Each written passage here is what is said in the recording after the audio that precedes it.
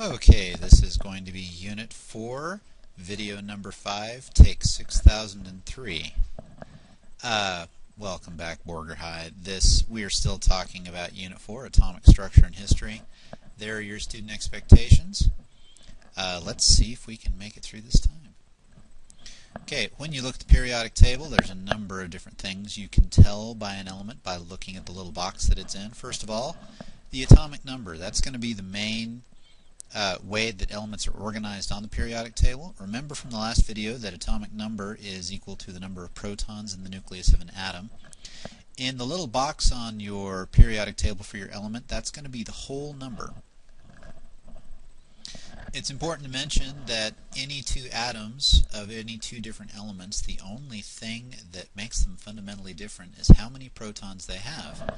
Which means if you have an atom that has 6 protons, it's going to be a carbon atom. If you could somehow take one of those protons off, just reach in there and pull that right off of there, you would change elements. It wouldn't be carbon anymore, it would be an atom of boron. On the other hand around, if you were able to cram a couple protons back into that nucleus without the nucleus falling apart, and you had a total of 7, then it would be an atom of nitrogen. The protons themselves are the same in all of those different atoms. The only thing that makes those elements different from each other is how many protons there are. We talk a lot more about changing elements from one thing into another whenever we get into nuclear chemistry. That's coming up in the spring. Remember from our discussion in the last videos that the mass number, or atomic mass, is equal to the protons and neutrons in an individual atom. This is not the same thing as the average mass number that shows up on the periodic table. Okay? You can't look at the periodic table to tell me what the mass of any atom is. You have to get in there and you have to count all those protons and neutrons. For example, looking at this carbon atom here. Okay, you can tell it's a carbon atom because it's got a total of 6 protons, and that's what makes it carbon. That's its atomic number. And then it also has 6 neutrons. You count those up. The total mass of this nucleus is protons plus neutrons. Each proton and neutron weighs about, or has the mass of about 1 AMU, or atomic mass unit. Okay, so if you've got 6 of these and 6 of those, that adds up to a total of 12 particles in the nucleus, or a mass of 12 AMU. It's always going to be a whole number. Now you can tell the masses on the periodic table are not derived this way because they're decimals. They are not whole numbers. And it's impossible to have 0.6 of a proton. You can't do it. The number that's on the periodic table is called the average mass number, and it comes from all of the different isotopes of that element in existence, and it's a weighted average, meaning that if most of the carbon in existence is carbon-12, which it is, it's going to get a heavier weight when you go to average carbon with its other isotopes, like carbon-13 and carbon-14. If you take a look here at helium, the average mass of helium is 4.003 AMU. That's awfully close to the whole number 4. Now that tells me that the most common form of helium is helium-4, but that there are other isotopes of helium that are slightly higher, because if you take a look, this is slightly more than 4, so there might be a helium-5, there might be a helium-6. Atomic number is your whole number. The symbol goes in there. The symbol of an atom is always going to be a capital letter, unless it's 2 letters. And if it's 2 letters, then the second letter is always going to be lowercase. The way you get the average mass is you take a look at all those different isotopes and you take a look at what's called their percent abundance. Okay? And it will tell you in a problem, and you're going to see some problems like this on the test, what percent of an element is that particular isotope. And so what you do is you take the mass of that isotope times the percent that it shows up, add that to the mass of another isotope times the percent that it shows up, add that to the mass of another isotope times the percent that that shows up for however many isotopes there are of that element.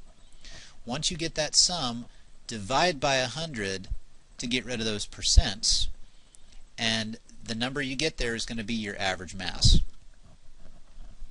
Okay, if you take a look here, here's our example. Talking about oxygen. The most common form of oxygen is oxygen 16. 99.76% of all the oxygens out there have a mass of 16. Okay, 0.4% are oxygen 17, and 0.01% are oxygen 17, and 0.2% are oxygen 18. Now you notice how the most common form of oxygen is oxygen 16.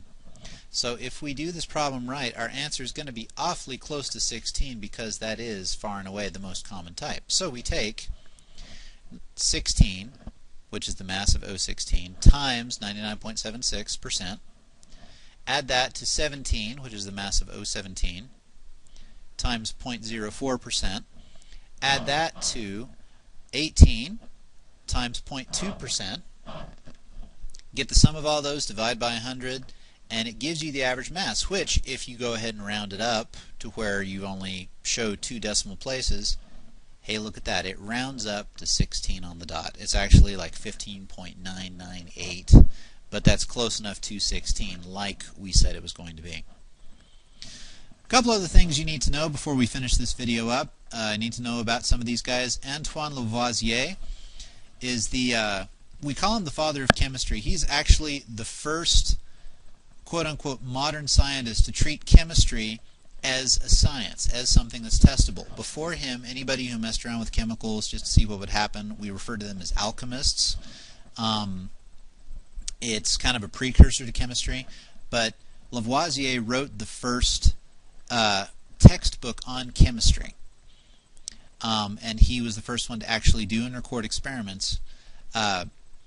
He's also responsible, we'll talk more about this later on, for the law of conservation of mass, because he took the, one experiment, he took the weight of all the reactants, all the things he was starting with, and then after he did the reaction, he took the weight and totaled it up of all the products and found that the weight of what he started with and the weight of what he ended up with are the same.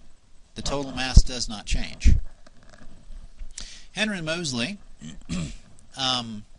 used X-rays to help determine the atomic number of all the elements that were known at the time, and this was in the early 1900s. Interesting bit of trivia. He was killed in World War I, and Britain passed a law that does not require scientists to serve their country if there's a draft. So, you know, I guess that's handy if you happen to live in Britain and you don't want to go to war. I don't know, I'd call it an easy way out, but, you know. Max Planck is one of the guys responsible for our modern mental picture of the atom. He found out that electrons radiate energy at certain fixed frequencies. You know, anytime you do something really smart in chemistry, they name something after you, and he has a constant called Planck's constant named after him. German physicist, he found out that a lot of his findings and the math behind him helped to disprove the planetary model of the atom, which we talked about in the last video, and showed that instead of following these orbits, that electrons instead occupy three-dimensional areas of space around the nucleus of the atom based on how much energy they have. Just quick recap, don't forget the difference in physical changes and chemical changes. Remember, the biggest thing that makes a physical change is that it is a change in, why aren't you writing? It's a change in shape. Okay? Now, some physical changes are obvious. I tear a piece of paper in half. That's obviously a physical change because I'm changing its shape. But if I take an ice cube and I melt it, that's a physical change because I'm changing the shape that those water molecules are occupying. They were sitting all nice and tightly packed together. Now they are free to flow. If I take something and dissolve it, that's not on this list right here, but dissolving, I'm not going to try and draw this with a mouse. Okay, maybe I am. Dissolving is also considered a physical change because you don't get any new substances. All that's happening is those particles, when they're being dissolved into something else, are being spread out. They're still changing shape. They still have all the properties they had before, they're just not all together.